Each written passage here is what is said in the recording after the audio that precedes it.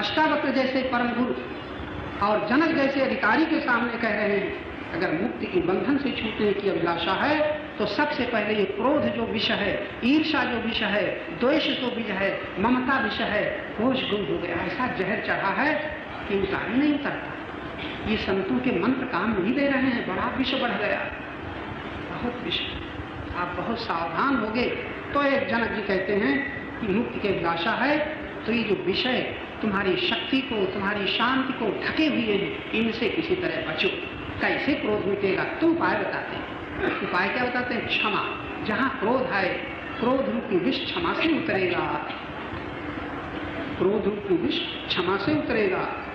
ये कठोरता रूपी विष अहंकार का सरलता से उतरेगा। इसी प्रकार तुम्हारी निर्दयता, जो अहंकार निर्दयी है, ये कैसे? ये दया से उतरेगा। ये विष को उतारने के ऐसे सुंदर मंत्र हैं। ये तुम्हें असंतोष है, खाते खाते दांत घिस गए, भोगते भोगते इंद्रियां शिथिल हो गई, शक्ति क्षीण हो गई, विष नहीं, तो कहते हैं संतोष से उतरेगा। और अंत में असत के पीछे भागते भागते, विनाशी के पीछे भागते भागते, न रहने वाले पीछे भागते भागते इतना जीवन खो दिया, वो सत्य को जानने से ये असत संग का विष उतरेगा। अंत में अमृत के समान इनका सेवन करो। किसको? क्षमा को, सरलता को, दया को, संतोष को, सत्य को अमृत समझो। अंतिम बात, क्षमा। कितनी शक्ति लगेगी? क्रोध में शक्ति घटेगी कि बढ़ेगी? अगर आप क्षमा करके देख लेना, दूसरे का विष तुम्हारे ऊपर न चढ़ जाए। जब किसी को क्रोध आता है तुम पहले बड़े शांत होते हो, और जहां कुछ शब्द बोला तो तुम्हारे भीतर के क्रोध को उभार देता है कि नहीं? अगर उस समय तुम ये अमृत धारण कर लो, चाहे जितना कोई क्रोध करे, हम क्षमा करेंगे, महाराज आप जीत गए।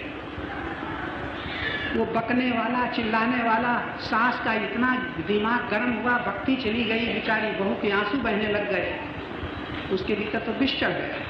और बहू सहते सहते एक बार लड़ाई में चुप रही, 2 बार फिर कही हम क्या खरीद करके नहीं आई हैं, फटकारना शुरू किया, साथ से झगड़ा करना शुरू किया, उसके भीतर भी विष चढ़ गया। दोनों गुत्थम गुत्था लड़।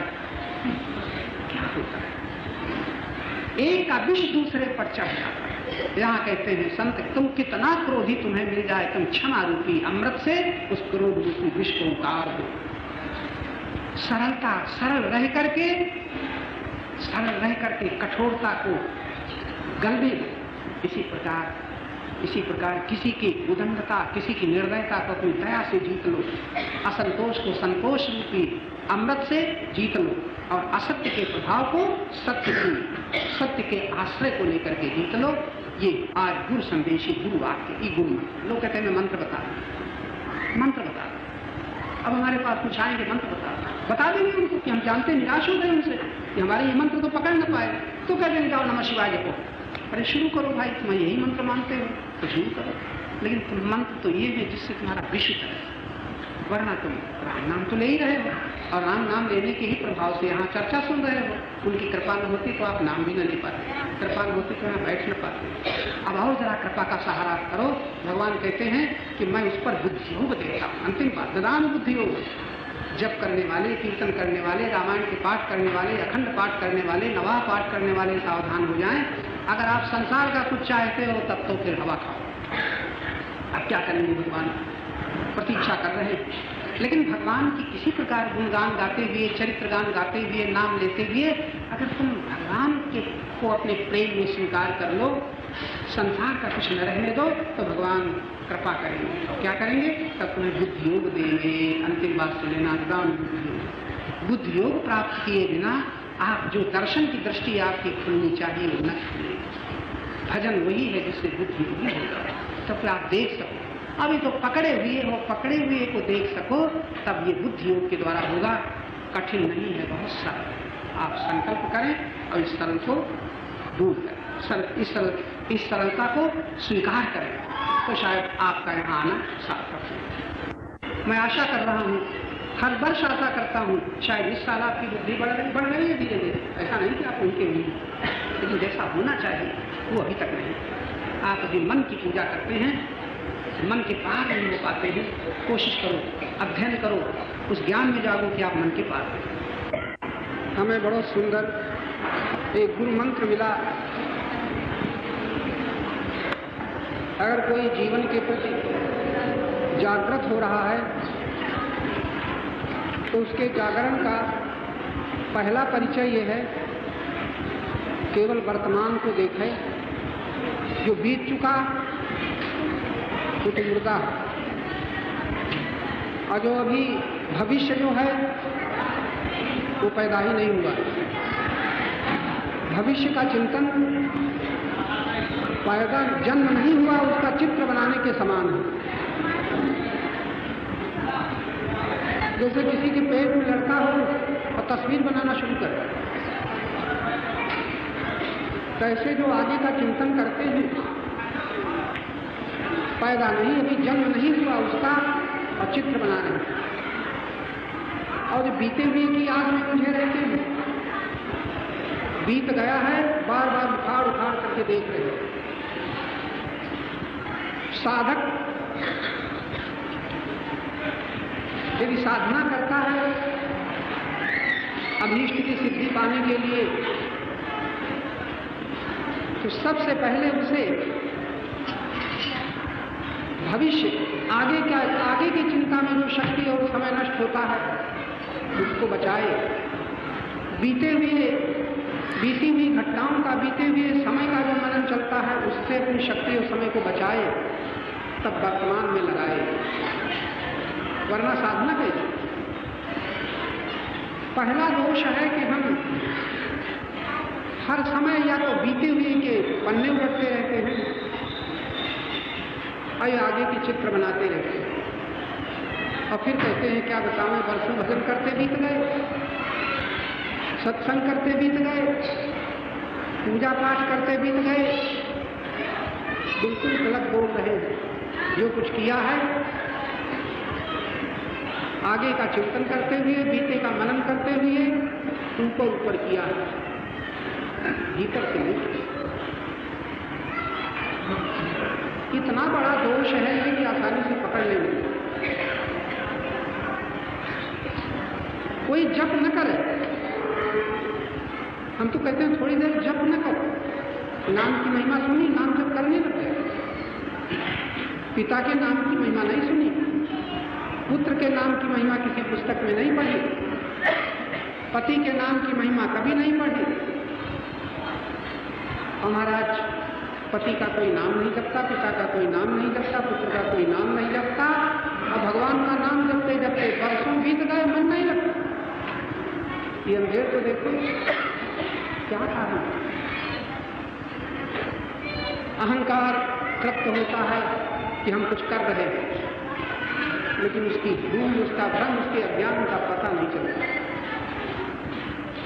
इसलिए दोष इतनी देर जो बात की, अगर कोई साधक साधना में सफलता प्राप्त करना चाहता हो तो बहुत सजग हो करके देखता रहे, आगे का व्यर्थ चिंतन तो नहीं चल रहा है, बीती हुई बातों का मनन तो नहीं चल रहा है। अच्छा फिर कहे वर्तमान में क्या करे? कोई पूछे, यानी इतनी गलत धारणा बन गई है कि जब उसे कहा जाता है वर्तमान में सावधान रहो, तब कहते हैं कोई सहारा तो दो, तब उनको सहारा दिया जाता है। नाम लो, चित्र ले लो, गुरु के चित्र का ध्यान करो, भगवान की तस्वीर का ध्यान करो, भगवान की मूर्ति के आगे बैठाओ। वर्षों बीत गए मूर्ति को आगे बैठाते बैठाते, और जहां प्रेम है वहां से हटा नहीं और भगवान में प्रेम लगा नहीं। ये क्या साधना? इसलिए लोग कहते हैं भगवान के दर्शन हो जाते तो हमें प्रेम हो जाता, भगवान के दर्शन हो जाते तो प्रेम हो जाता। बिल्कुल उल्टी बात। प्रेम के लिए दर्शन की आवश्यकता नहीं है, दर्शन के लिए प्रेम की आवश्यकता है। प्रेम हो तो दर्शन का प्रश्न न रह जाएगा, और दर्शन होते हुए प्रेम न हो तो दर्शन नहीं हो। उलझे हुए हैं हम लोग, वर्षों बीत गए, लाखों लोग हैं जिनको न साधन की जरूरत है, न भगवान की जरूरत है, न गुरु की जरूरत है। किसी पुण्य संस्कार से अगर श्रद्धा हो गई है गुरु के प्रति, निष्ठा हो गई है भगवान के प्रति, तो बरसों बीत गए, अपनी भूल का, अपने भ्रम का पता न चला। वो पता आज आपको दिया जा रहा है। क्या आप ये शब्द पूरी कर पाएंगे? साधना के समय, जो समय आप साधना का निकालते हैं, आध घंटा हो चाहे घंटा भर हो, एक शब्द पूरी कर पाओगे इतनी देर न हम बीती हुई ये बातों की याद करेंगे और न आगे की चिंता करेंगे। तब आप कहोगे मन कहाँ लगाएंगे? मन कहाँ लगाओगे? मन को लगाने की जरूरत ही नहीं है। मन लगाओगे कभी हटाना पड़ेगा, और हटा पाओगे नहीं और लगा पाओगे। आज तक यही हुआ। लगाने का प्रश्न उठाया, महात्माओं ने बताया भगवान की मूर्ति में मन लगाओ, कीर्तन में मन लगाओ, जप में मन लगाओ। आप याद रखिए, क्रिया में, क्रिया की पूर्ति हो जाएगी, प्रेम न लौट पाएगा। कीर्तन होता है, प्रेम नहीं होता। जप होता है, प्रेम नहीं होता। पूजा होती है, प्रेम नहीं होता। पति की, पुत्र की, माता की, पिता की न पूजा, न फूल, न माला, न स्तुति, न प्रार्थना, और मन हटा ही नहीं रखता। ये सोचने की बात है। कितना सुंदर अवसर है। इतनी देर में आपको क्या बताया गया?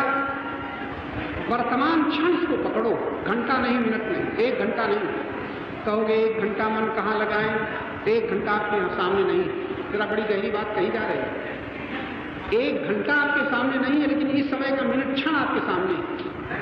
1 घंटा तो लोग आगे हो गए, 1 घंटा में न लगाए कौन कहता है? एक महात्मा के पास एक यात्री गया। रात हो गई है, अंधेरी रात है, जंगल का रास्ता है, कैसे तय हो? उसने एक लालटेन दी, जाओ लालटेन लेके थोड़ा कुटी के बाहर निकला, देखा कि घोर अंधेरा। लालटेन का प्रकाश एक 5-7 गज तक है, आंखें दौड़ाता है, कुछ दिखाई नहीं पड़ रहा। गुरु के पास लौट आया, महाराज इससे कैसे काम चलेगा? आगे तो घोर अंधेरा दिखाई दे रहा है, प्रकाश तो 10-5 गज है। उसने कहा अच्छा तुम एक काम करो, तुम चाहते हो ऐसा प्रकाश दे दे कि जहां तक तुम्हारा पहुंचना है वहां तक दिखाई दे? ये संभव नहीं है। तुम्हें जितना दिखाई देता है उतना चल डालो। 10 गज सही, 10 गज दिखाई देता है तो 10 गज रास्ता तय कर लो। फिर 10 गज दिखाई देने लग जाएगा कि वो भी 10 गज कर डालो, फिर 10 गज, फिर 10 गज। तुम चलते जाना, 10 गज तय करते जाना, 10 गज आगे प्रकाश दिखाई दे जाएगा। तुम घंटे भर की फिक्र न करो, तुम क्षण को देखो, क्षण को पकड़ो। ये साधना हमारे संतों की। वर्तमान क्षण को, क्षण के पीछे शाश्वत छिपा हुआ है, कण के पीछे महान छिपा हुआ है। 2 शब्द, एक कण परिचय दे रहा है महान, एक क्षण परिचय दे रहा है सदा रहने वाले शाश्वत क्षण। क्षण से ही परिचय मिला है, कुछ है जो सदा रहता है। तो सदा रहते वाले को तुम न देख पाओगे, तुम क्षण को देखो, शाश्वत से संबंध जुड़ जाएगा। तुम कण को पहचान लो, महान से संबंध तुम्हारा। साधना क्या हुई? सावधान। सावधान का अर्थ क्या है? वर्तमान में सावधान हो। ये साधना। कठिन क्या है? याद न रहे, ये भी बताई दिया गया। कठिन क्या हुआ? याद ही न रहे। तो एक बात याद रखना, परमात्मा की विस्मृत में ही संसार का प्रभाव है। छोटा सा शब्द है, परमात्मा की विस्मृति में। तो यूं न कह करके अगर यूं कहें कि संसार की स्मृति में परमात्मा ढक गया, संसार की याद ने परमात्मा को ढक दिया। संसार तो दूर, परमात्मा तो यही, लेकिन ढका है किससे? याद से। किसकी? जो है नहीं उसकी, जो है नहीं उसकी याद से, जो निरंतर है वो दिखाई नहीं दे रहा है। अब भी आप सोए हुए सुन रहे हो। जो निरंतर है वो दिखाई नहीं दे रहा है, क्यों? जो नहीं है उसकी याद आ रही है। बैठे हो यहाँ, घर की याद, सामने है कोई आदमी और जो नहीं है उसकी याद। अभी है जो समय है 6 बजे क्या करना है उसकी याद। वर्तमान में हम तब नहीं देख पाते जब हम भविष्य और भूत में उलझ जाते हैं। इसी तरह हमारी इतनी उम्र कट गई। उम्र घंटे और दिन से नहीं कटी, बहुत कम लोग समझ पाएंगे।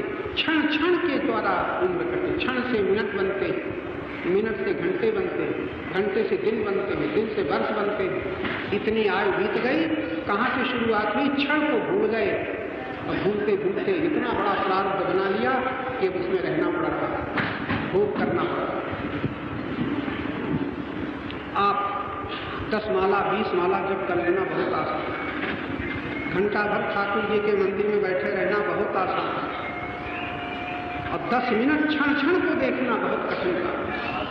10 मिनट तक क्षण को देखते रहो। घंटे भर में 2 घंटे में पूजा हो जाएगी, पाठ हो जाएंगे, अखंड पाठ रामायण के हो जाएंगे। न तुम क्षण को देख पाओगे न तुम सत्य को देख पाओगे। अहंकार अकड़ेगा, मैं इतने वर्ष से पूजा पाठ सत्संग कर रहा हूं, न मोह मिटे, न लोभ न मिटे, न आदतें छूटे, क्या साधना। इसलिए जब तक तुम आकार को, अहंकार को न समझ पाएंगे हम लोग, तब तक इतनी आयु बीत गई, वो भी बीत जाएगी। इसलिए सावधान होने के लिए ये बात कही।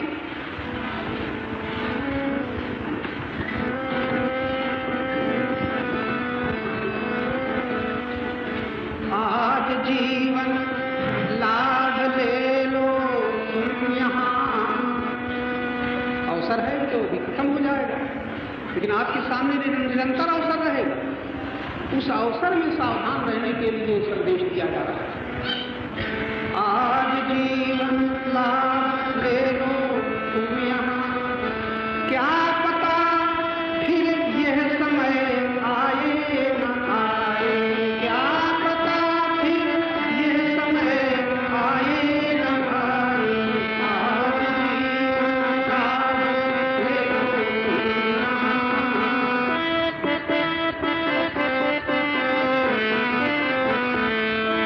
एक ही मौसम न रहता देर तक। आता है जाता है, शरद आती है, बसंत आती है, शिशिर आती है, वर्षा आती है। कहाँ खुशियां मनाओगे, कहाँ कहाँ अटकोगे?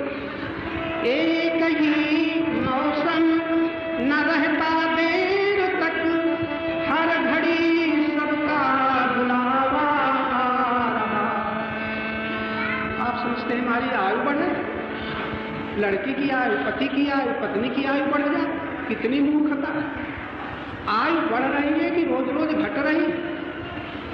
बरसगांठ मनाते हैं, बरसगांठ, बहुत सावधान होकर साल भर व्यर्थ चला गया, घट गया, और तुम कहते हमारा लड़का का बरसगांठ है, बर्थ डे।